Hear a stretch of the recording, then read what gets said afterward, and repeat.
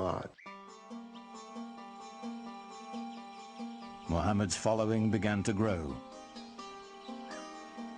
They called themselves Muslims, for those who surrender to God. They set out to preserve the message Muhammad had brought. This was the beginning of the Quran. The Quran was revealed orally, but very soon people realized that it had to be written down in order to make sure that it wasn't corrupted and that the original message was maintained.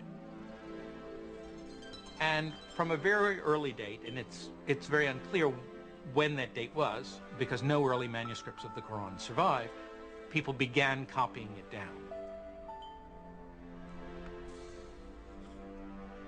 The Quran is a revelation of spiritual teaching, of both ethical and social guidance. It was revealed and remains in Arabic. And what's so extraordinary about the Quran is its naturalness, so that it can say the most powerful cosmic things with a sense of intimacy, so that power and tenderness come together constantly in the Quranic language. With words alone, the Quran delivers its vision to the faithful.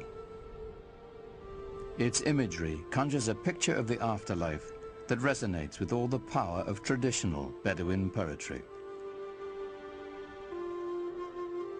Imagine yourself in the desert, surrounded by dust, by the glare of the sun. You wear cloaks to cover your body because the wind will just sear your skin right off your face. And you walk into an oasis. The temperature drops dramatically. There's a quiet there. The wind is no longer howling. Everywhere you look, you see green and color. The world of water and paradise are symbolically tied to one another. And the Quran can conjure that up with just a few briefly chosen words.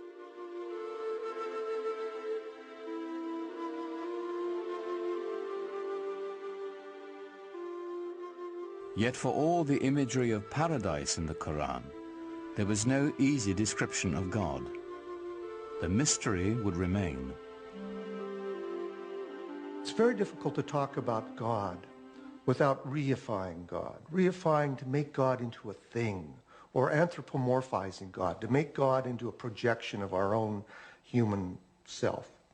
And that's why Muslims don't like sculpture, for example, traditionally, because they believe that there's that danger. And the Quran avoids that by constantly shifting the pronouns, so we can't really reify God and get an image, a physical image of God. Rather than a physical image of God or of Muhammad, it is the beauty of the Quran itself that is celebrated in Islam. Islam developed in this context where pictures were not favored. The Quran, as it was revealed, was God's representation on earth, and Muslims felt from a very early time that the only just representation of God's word, was the Quran itself, not any picture of God, certainly not, because you couldn't represent God, and certainly not a picture of Muhammad, because he wasn't divine.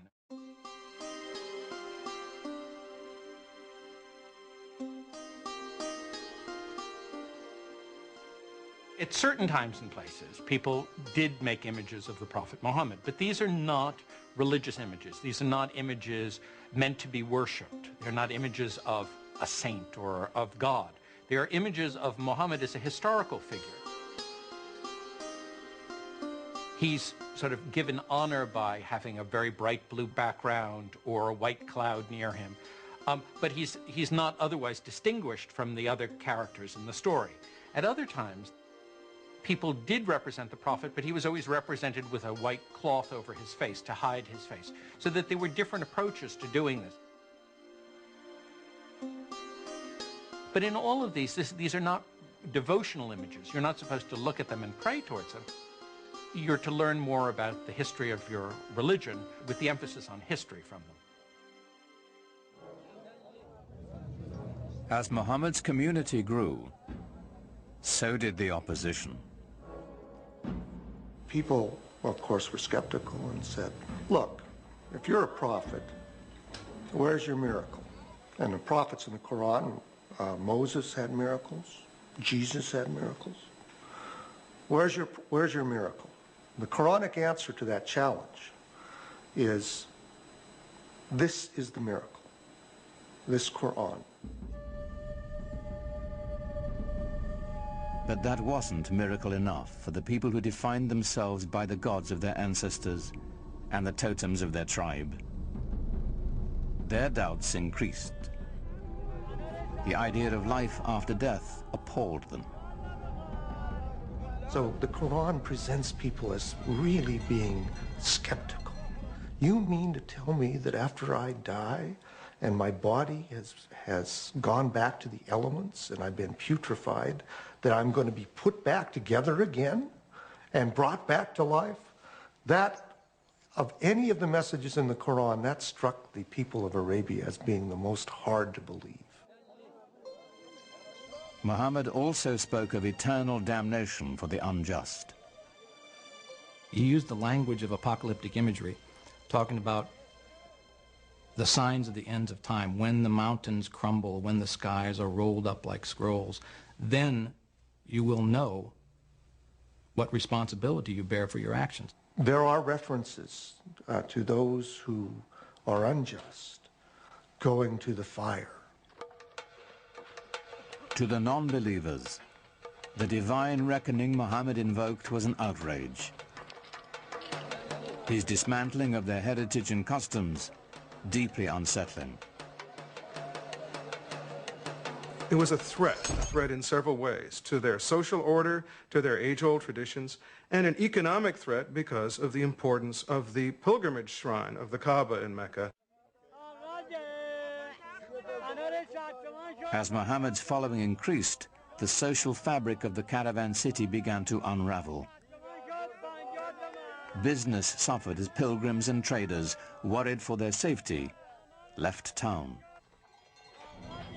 The tribal leaders decided Muhammad and his message must be removed permanently. They didn't want him taking over. They didn't want him horning in on their control of the city. They made things very difficult for him, perhaps even plotted his assassination. They tried to keep him away from the Kaaba. They did everything they could to try to run him out of town. They demanded that Muhammad's uncle remove his clan's protection from the Prophet, which would clear the way for his murder without the threat of retribution. But his uncle refused. The battle lines were drawn. Nothing short of tribal war would settle the conflict now. Muhammad is clearly asked to do extraordinary things, to tell the Bedouin to give up many of their notions of multiple gods, to give up their attachment to their ancestors and their tribal warfare in the way they had, things that could and did make him the object of scorn, persecution, and an attack.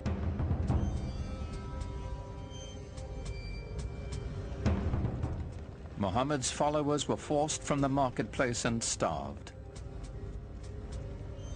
Those without clan protection were tortured and killed.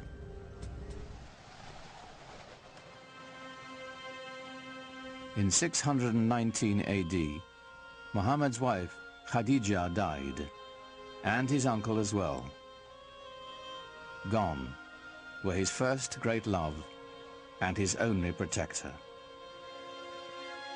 Here at last was the opportunity his enemies had been waiting for.